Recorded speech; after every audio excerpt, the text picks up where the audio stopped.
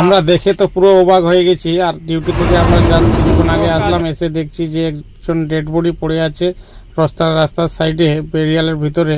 কিন্তু অরিজিনালি সেটা dead body না, অনেক উল্টাপাল্টা পড়ার পরে দেখছি যে সালা পচা মাতাল সাইকেল নিয়ে কোথাও হয়তো মাল খেতে গেছিল, মাল খায় আসার সময় সালা ব্যারিকেডে মেরে দিয়ে উল্টে বেরিয়ালের ভিতরে ঢুকে পড়ে আছে।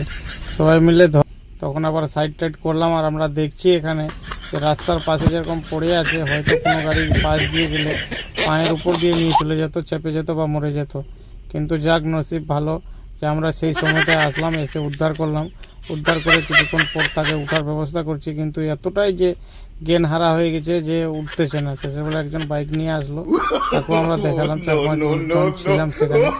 এত মানে মাতাল হওয়ার কি দরকার, এতটা নেশা করা? নেশা করার মতো নেশা করো, কিন্তু অতটা নেশা করেছে যে নিজের হুঁশ নাই গাড়ে, যে কোথায় পড়ে আছে রাস্তা সেটে। হয়তো নসিব ভালো আছে বলে বেঁচে গেল আজকে। আর আমরাও চলে আসছিলাম, কোনো পাশ দিয়ে গাড়ি গেলে হয়তো ডেড বডি হয়ে যেত।